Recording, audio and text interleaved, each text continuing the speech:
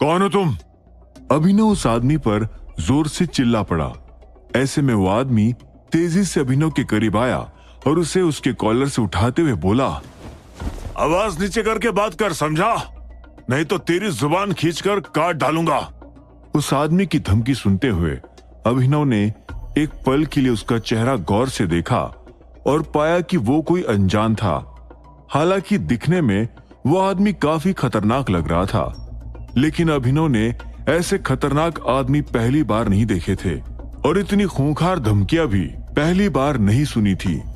उसे लगता था कि धमकी देने वाले लोग खाली बर्तनों के समान थे, जिन्हें सिर्फ जोर से बजना आता था। ऐसे में अभिनव ने गुर्राते हुए अपने सिर से उस अनजान आदमी के सिर पर जोर से मारा और उसे अपने से दूर कर दिया।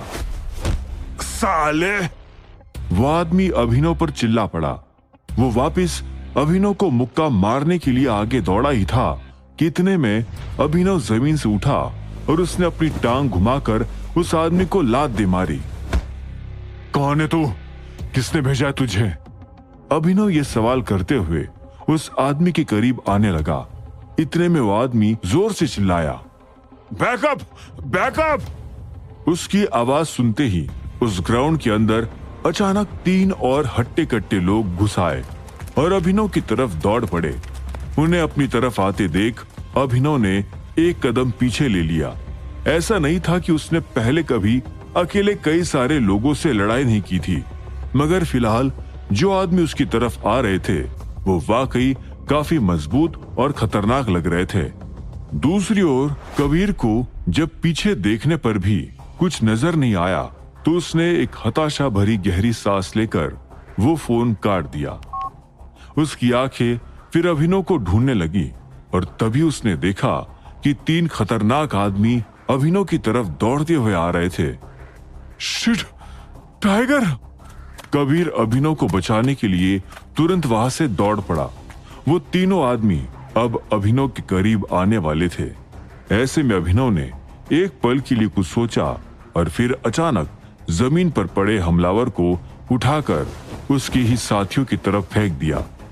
हालांकि वो तीनों आदमी भी कच्चे खिलाड़ी नहीं थे। उन्होंने उस चौथे आदमी को अपने हाथों में पकड़ लिया और फिर उसे नीचे उतार दिया। मारो! खत्म कर दो इस हरामखोर को! वो आदमी उन तीनों से गुर्राते हुए बोला। ऐसे में वो तीनों आदमी अब वापस अभिनव की तरफ बढ़ने लगे थे। अभिनव सावधानी से अपने कदम पीछे लेने लगा और सोचने लगा कि उसे अब क्या करना चाहिए था। हालांकि तभी उसे अपनी आंख के किनारे से एक उड़ती हुई परछाई दिखाई दी, जिसने एक आदमी को धक्का देकर उसे उन दोनों पर गिरा दिया। उन तीनों आदमियों को गिरते देख जब अभिनव ने अपनी पलकें झपकाई तो पाया कि कबीर वहां पहुंच चुका था। बॉस, आप पीछे रहना, इन्हें मैं संभाल लूंगा, कबीर ने चिल्लाते हुए कहा।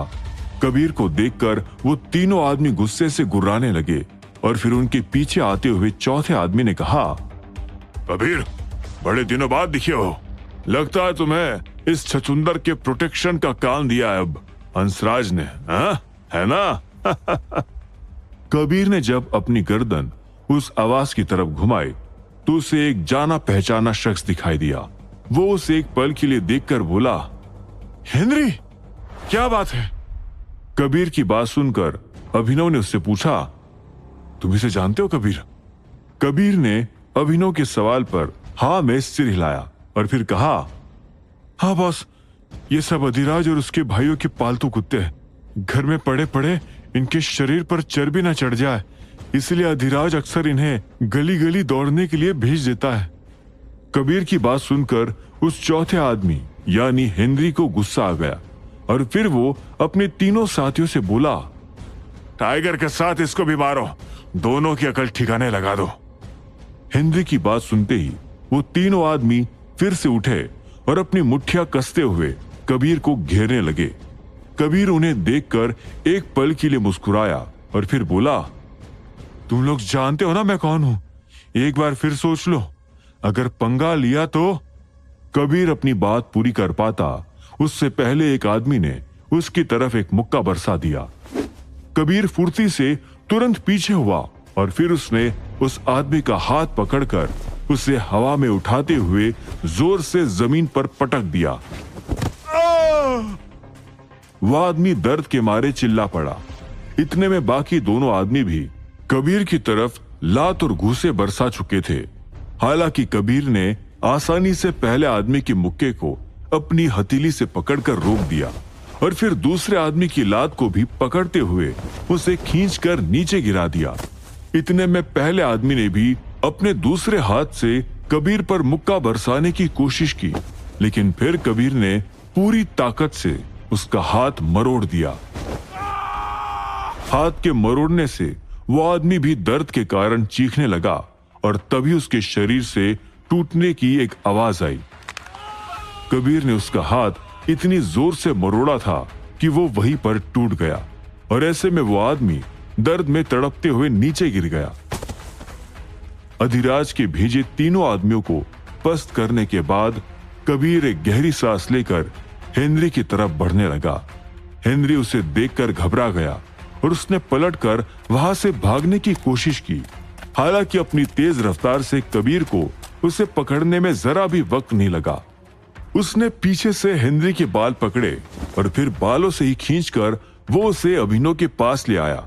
फिर हेनरी के बाल छोड़ते ही कबीर ने उसे एक जोर का थप्पड़ लगाया और गुर्राते हुए कहा, बोल, अधिराज ने किस मकसद से भेजा है तुझे यहाँ? कबीर के सवाल पर हेनरी ने अपने हाथ जोड़ लिए और वो गिड़गिड़ाते हुए बोला, कबीर यार, मुझसे गलती हो गई, प्लीज मुझे जाने दे, प्लीज। मैंने जो पूछा उसका जवाब दे कुत्ते। कबीर ने हेनरी के मुंह पर इतनी जोर से दहाड़ा कि हेनरी की वहीं पर पैंट गीली हो गई। कबीर का ऐसा रूप देखकर अभिनव की आंखें भी बड़ी हो गई थी। उसे अब जाकर एहसास हुआ था कि कबीर अपने आप में कितना शक्तिशाली आदमी था और क्यों दामोदर और हंसराज उसकी इतनी तारीफ कर रहे थे। इसने सिर्फ कुछ सेकंड्स में तीनों लोगों को धूल चटा दी और एक की पैंट गीली कर दी। अभिनव ने कबीर को देखते हुए अपने आप से कहा। फिर अचानक हेनरी बिलखते हुए बोला, अधिराज सर ने मुझे टाइगर के पास भेजा था।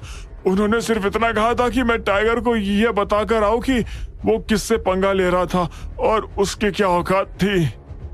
हेनरी की बात सुनकर कबीर ने एक गहरी सांस ली और फिर वो अभिनव की तरफ देखते हुए बोला, इसका क्या करना है बॉस?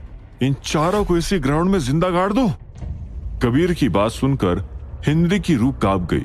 हालांकि इधर अभिनव ने ना में अपना सिर हिलाया और फिर उनके करीब आते हुए कहा, इस कुत्ते को मारने से कुछ नहीं मिलेगा। अधिराज इसके जैसे 1000 नए कुत्ते पाल सकता है। अभिनव ने फिर एक पल के लिए हेनरी को देखा और उसकी गर्दन पकड़ते हुए कहा, चल अब अपने मालिक अधिराज को फोन लगा और फोन स्पीकर पर डाल। अभिनव का ऑर्डर सुनकर हेनरी हिचकिचाने लगा। जब कबीर को उसकी हिचक महसूस हुई तो उसने तुरंत अपने पास से एक पिस्तौल निकालकर हेनरी के सिर पर रख दी। 3 तक गिनूंगा, अगर फोन नहीं लगाया तो लगाता हूं, मैं फोन लगाता हूं, प्लीज गोली मत चलाना। हेनरी ने कांपते हुए कहा और वो तुरंत अपनी जेब से फोन निकालने लगा। उसने अभिनव और कबीर के सामने ही अधिराज का नंबर डायल किया और फोन स्पीकर मोड पर डाल दिया।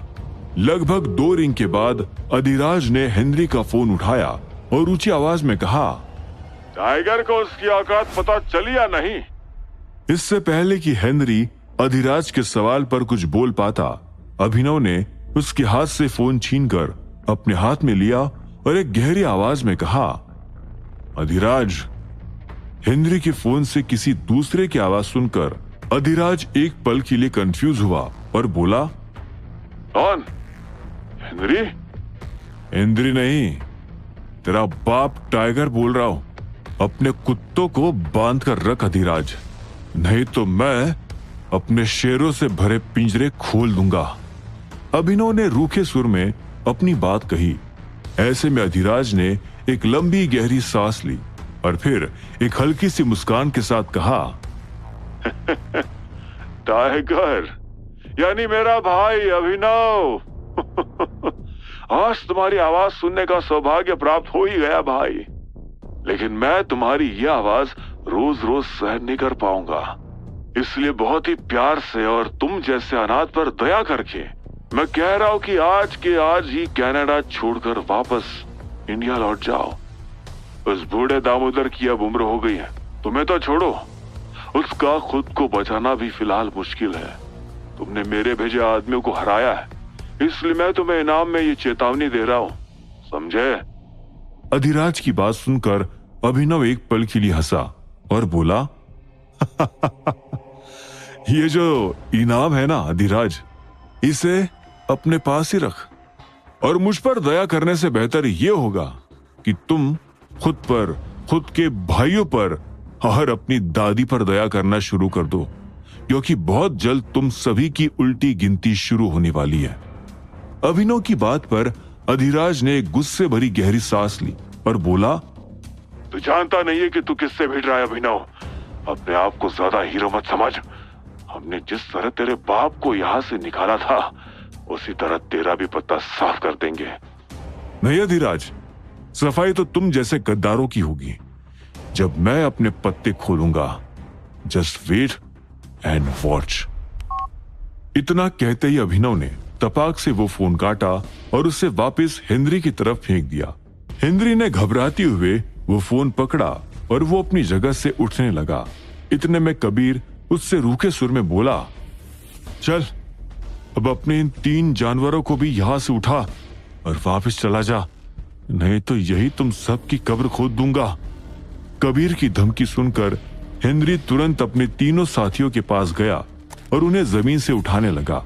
कबीर ने उसे एक पल के लिए देखा और फिर अभिनव की तरफ गर्दन घुमाकर कहा, बॉस, हमें वापस घर चलना चाहिए। अगर इस हादसे के बाद भी हम यही रुके तो दामोदर और हंसराज सर नाराज हो सकते हैं। लेकिन ट्रेनिंग का क्या, वो तो अभी बाकी है। अभिनव ने कहा। कबीर ने उसकी बात पर सिर हिलाया और बोला, हमें ट्रेनिंग फिलहाल हमारी प्रॉपर्टी में करनी चाहिए। मैं उस जगह के एक कोने को आज ही ट्रेनिंग ग्राउंड के हिसाब से तैयार करवा देता हूं, फिर हम लोग कल से वहीं पर ट्रेनिंग शुरू कर देंगे। वहां आपको किसी अनजान से कोई खतरा भी नहीं रहेगा। अभिनव ने कबीर की बात पर हाँ में सिर हिलाया और कहा, ठीक है फिर चलो। कबीर और अभिनव उस ग्राउंड से निकलकर वापस अपनी गाड़ी में बैठे और दामोदर के घर की तरफ बढ़ने लगे। इधर टाइगर की बात सुनकर अधिराज का भी दिमाग खराब हो चुका था। उसने सपने में भी नहीं सोचा था कि टाइगर ना सिर्फ उसके भेजे हट्टे कट्टे आदमियों को पस्त कर देगा, बल्कि उल्टा अधिराज को धमकाने भी लगेगा। इस टाइगर का कुछ करना पड़ेगा, इस तरह तो ये देखते ही देखते हमारे सिर पर आकर बैठ जाएगा। अधिराज अपने आप से ये बात कह ही रहा था कि इतने में उसके सामने एक नौकर आया और धीरे से बोला, बॉस, आपको अम्मा जी ने इसी वक्त गेस्ट रूम में बुलाया है। अधिराज ने उस नौकर की बात पर अपना सिर हिलाया और कहा, ठीक है, मैं आ रहा हूं। गेस्ट रूम में घुसते ही अधिराज ने अम्मा जी के पैर छूते हुए कहा, प्रणाम दादी। खुश रहो। अधिराज, मुंबई वाले प्रोजेक्ट की क्या खबर है? तुम्हारी नवदीप से बात हुई है या नहीं? अम्मा जी ने अधिराज से गहरी आवाज में पूछा। अधिराज ने हाँ में सिर हिलाया और कहा, नवदीप इस डील को पास करने के लिए रेडी है दादी। हमें अब बस 10,000 करोड़ रुपए कैश चाहिए, उसके बाद हम आगे का काम शुरू कर पाएंगे। अम्मा जी ने अधिराज की बात पर सिर हिलाया और कहा, 10,000 करोड़ छोटी रकम नहीं है, इसे इकट्ठा करने में वक्त लगेगा। नवदीप से कहो कि वो हमें 1 महीने का टाइम दे। ठीक है दादी, मैं उससे बात करता हूं, अधिराज ने कहा। अम्मा जी ने फिर उसे एक पल के लिए देखा और आगे पूछा, टाइगर की क्या खबर है? अम्मा जी के इस सवाल पर अधिराज एक पल के लिए हिचकिचाने लगा। वो अम्मा जी को ये नहीं बताना चाहता था कि उसने अभी अभी टाइगर से धमकी सुनी थी। ऐसे में अधिराज अपना गला साफ करते हुए बोला, कुछ नहीं दादी, अभी तो नया नया कनाडा आया है और ताऊ की गोद में बैठा है। हम भी मौका देख रहे हैं, जैसे ही चांस मिलेगा उसे खत्म कर देंगे, और क्या। अधिराज की बात सुनकर अम्मा जी ने एक गहरी सांस ली और कहा, अगर बात सिर्फ एक दूसरे को मारने की होती तो इंसानों की प्रजाति गुफाओं से बाहर ही नहीं निकल पाती अधिराज। अम्मा जी की इस बात से अधिराज एक पल के लिए कंफ्यूज हुआ और बोला, मतलब मैं समझा नहीं। मतलब ये कि टाइगर अगर लड़ने के लिए उतरा है तो तुम्हें उसे उसी की भाषा में हराना है। मैं भी देखना चाहती हूँ कि मेरे पोतों में कितना दम है। अम्मा जी की ये बात सुनते ही अधिराज के हाव भाव अचानक फीके पड़ने लगे। उसे तुरंत एहसास हुआ कि अब उसे और उसके भाइयों को अभिनव को सिर्फ अपने रास्ते से नहीं हटाना था, बल्कि उन्हें उससे लड़ना भी था और अम्मा जी की नजरों में जीतना था। अब आगे क्या होगा, कैसे लड़ेगा अभिनव इन तीनों भाइयों से जंग, और इस जंग में किन किन समस्याओं का वो करेगा सामना, क्या होंगे इन सभी सवालों के जवाब, जानने के लिए सुनते रहिए आगे।